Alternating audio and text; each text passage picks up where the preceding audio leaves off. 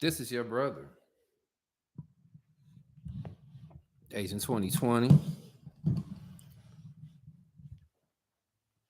We're having a clear vision conversation.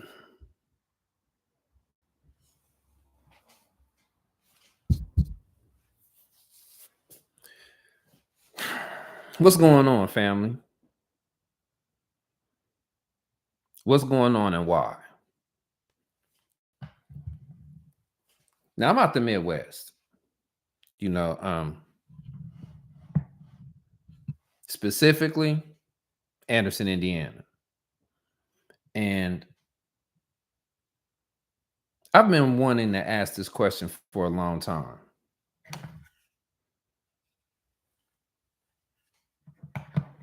Because we really need to figure this out. It's something that needs to be talked about. Our children, loved ones are caught up in a lot of stuff out here. They have a tendency to believe that the things that they're doing is okay. Stuff they watching is okay. Stuff they listen to is okay. Not understanding that it has what would be considered a subliminal underlying message in it that gets through your conscious energy into your subconscious energy. Now, in light of everything that's been going on, how systems, people, organizations are being exposed, you might want to ask yourself, why is that happening too?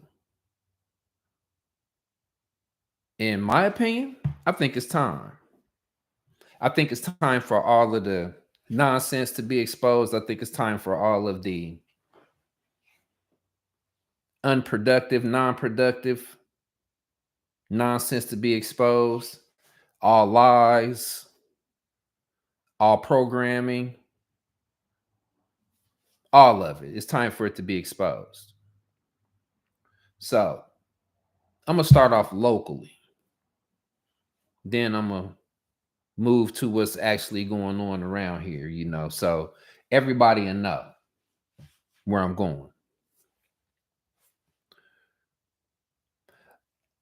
A brother I grew up knowing, his name's Mark Miles. May Allah be pleased with him. He was robbed and killed a couple weeks ago. They didn't know who did it. Had no idea at the time. It popped up on Facebook and I was kind of like, wow. Out of all people, him? He don't really mess with nobody. He keeps to himself. Well, in our local newspaper today, not today, but yesterday, it was reported that a 13-year-old followed this man back to his house. Now, this man was 61 years old. He asked him for some money at the gas station. Mark didn't give him any money. So he followed him back to his house in an attempt to take his money from him. I guess he thought he could. I don't know. Altercation happened. The dude hits the youngster with his cane. Now, this is all in the Anderson Herald newspaper. Youngster runs to the kitchen, grabs a knife, and starts stabbing the dude. 13 years old. Okay? 13 years old. I had to stop for a second and really think about that. What was I doing at 13? I was riding my bike. I was wanting to play video games. I like going to the mall. I like listening to music. I like going to weekend parties that our brother AJ used to throw. May God be pleased with him as well. For the youth. So we'll have something to do. At 13, I was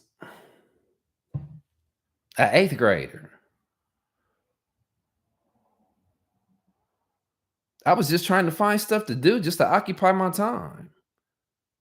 I wasn't concerned with robbing anybody, let alone killing them. Now, this 13-year-old's whole life is going to be gone now because Madison County wants to charge him as an adult and put him in prison. They charge you as an adult and put you in prison for murder, which here they like to give anywhere from 65 years or better, depending on the nature of the crime, how it happened. Was it in the commission of a robbery? Whatever the case may be, whatever the stipulations are. The last time they did that to a young man was probably about a little over 30 years ago. They locked up a 14 or 15-year-old and sent him to Michigan City by the time he turned 16. Now, Michigan City is considered in Indiana a level 4 prison. That's where they have the most violent and vicious criminals who committed the most violent crimes that you could possibly commit. So this 13-year-old is about to go on a journey that he wasn't thinking about going on just a couple of days ago. Now, let me take that back, just a couple of weeks ago. Now, I don't know who he was hanging around. I don't know what they were on, what they were thinking about. But what I do know is that there was some programming that was going on. Somehow this 13-year-old thought that it was okay to do what he was about to go do.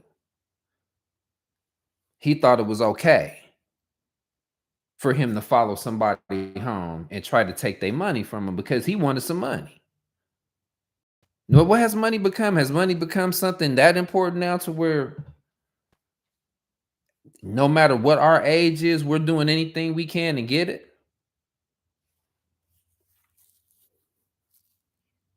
It just made me think back on my childhood, on how some things weren't really that important. They could wait until we got older. And some things were right there in the moment for us. The music, going to the park, riding your bicycle, hanging out with your other friends, finding things to do, whether it was inside the house or outside the house, playing basketball, playing football, things like that. In 2024, I don't see that going on around here anymore, unless it's in a school somewhere. I don't see children getting together and having a neighborhood football game. I don't see guys getting together, being friends, and going and playing some hoops somewhere. You know, I don't see the things that I used to see growing up. So I had to ask myself, why? What's going on? The frequency has been manipulated in this world and turned on the human family to the point to where now the stuff that we used to do, that's not nothing anymore. That ain't even considered fun. What's considered fun is going out and looking for some drama. What's considered fun is going out and trying to find some trouble to get into. What's considered fun now is going out and trying to find a way to make some money. You know, I need to get that bread. I need to get that paper. Regardless of how old you are, that don't even matter. But these are the things I'm seeing that's a lot more important now in 2024. But you know, another thing I was thinking about, women are still having children. Some already got children that they're raising in this day and time. So what are they teaching them? What are they showing them? What are they talking to them about? Are your children watching you to the point to where they're starting to pick up your habits, your mannerisms, paying attention to the way you do things, and then start adopting it into how they understand what's going on?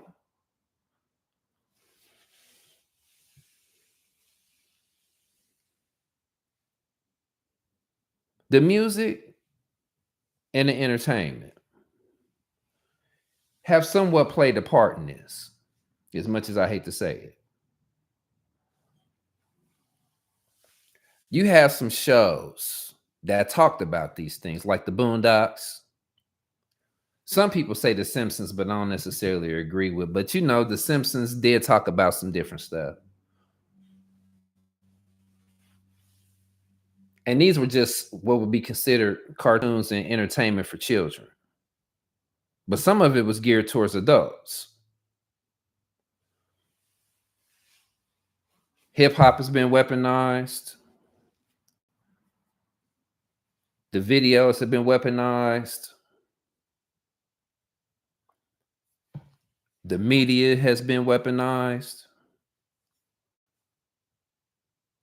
And so many other things have been happening to the point to where you really have to ask yourself, this isn't just happening out of a vacuum. This has to be by design.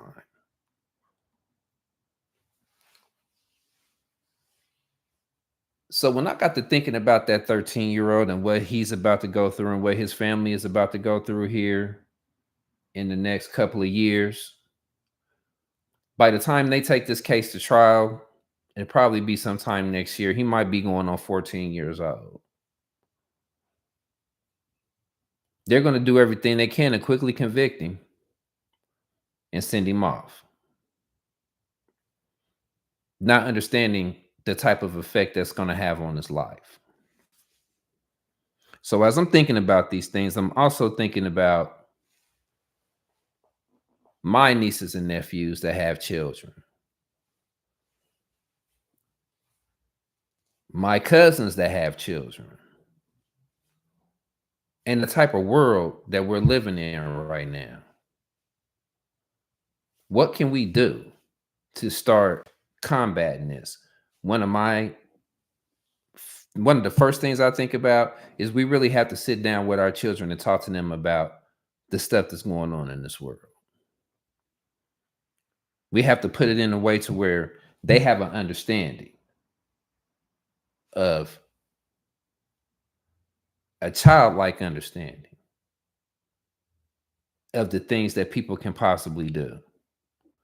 I'll wait until they're probably about 7, 8, 9, 10 years old before you talk to them about it. Because you want them to stay children as long as possible. You want them to have fun like children will have for as long as possible. But it kind of makes me wonder how many people are on some garbage and that's what he decided to do. What was in this child's mind? What was this child actually thinking about that would cause him to do this?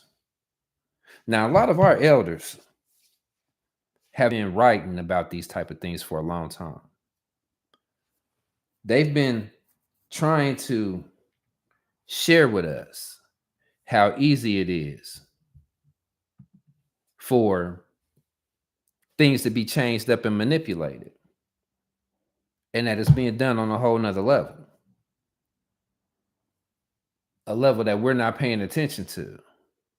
It's being slid off into their cartoons, it's being slid off into their TV shows that they like to watch as young boys and girls. I guess you can call it almost like it's electronic grooming almost. But it's grooming in from a whole nother perspective. It's grooming in a whole nother way. When I think of that, it brings me to this day and time and the things that's going on right now. Hip hop as we know it has changed a whole lot.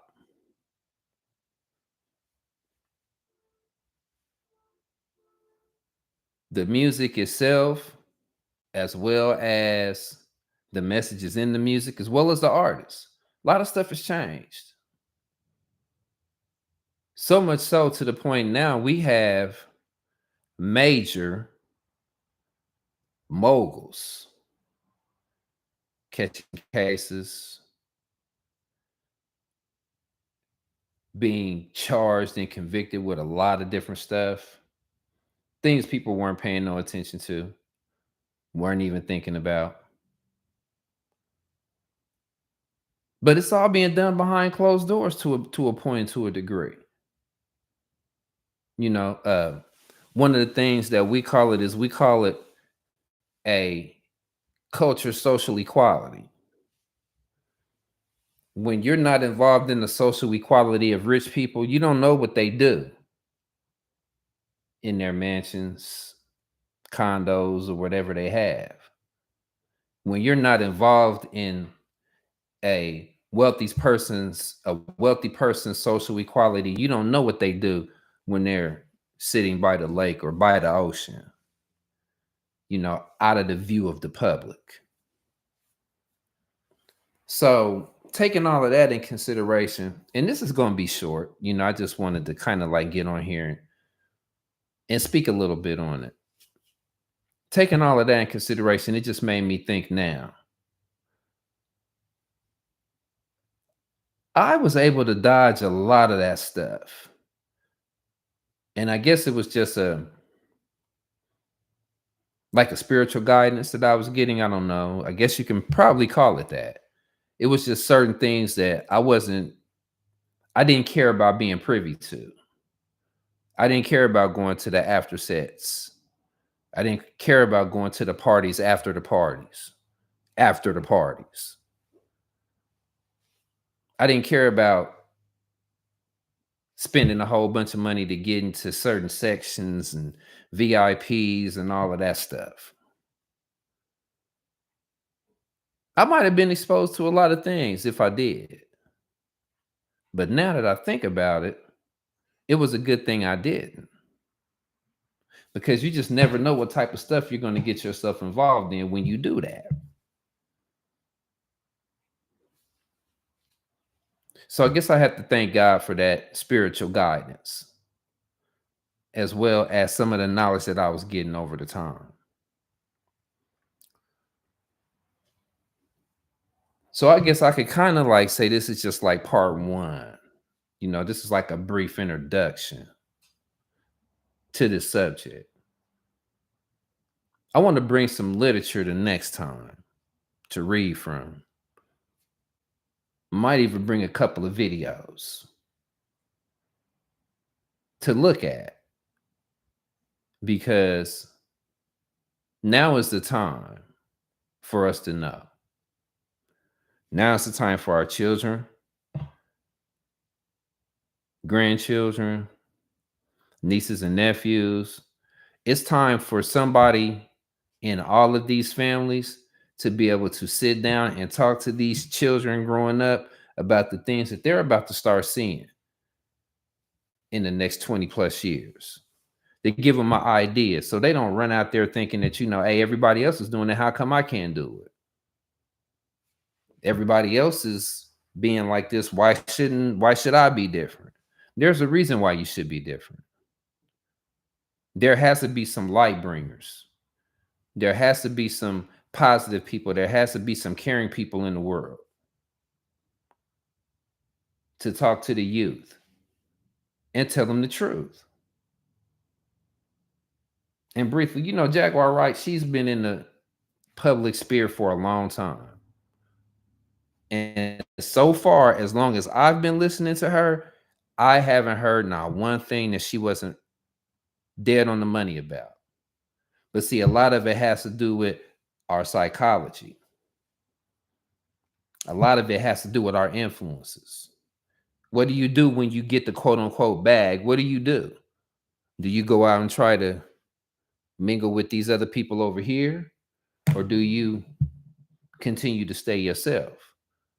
Do you give back to the community that you came from? Or do you leave it and try to do something else? Now, being a hip hop artist, a lot of people think, the first thing you do when you get the bag is you're going to leave. You might have to leave for a minute.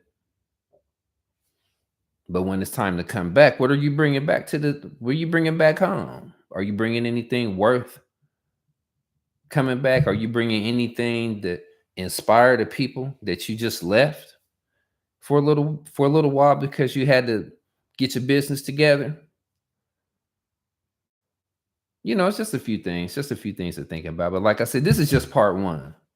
This is part one. I'm gonna come back again. We're gonna talk some more about what I like to call this culture right now. This culture of music, entertainment, life, and the things that go along with it. So this is your brother 2020. And it was nice having a little live stream for the first time. It's my first one. So, we're going to build on it some more. And I'll be to see y'all later. All right. Peace.